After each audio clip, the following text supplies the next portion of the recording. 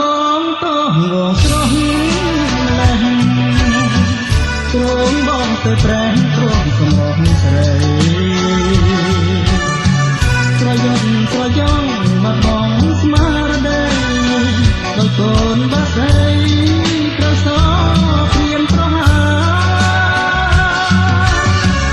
មកទាំងរកព្រៀនជាដិតទីរស់សំនៀងដោយសារ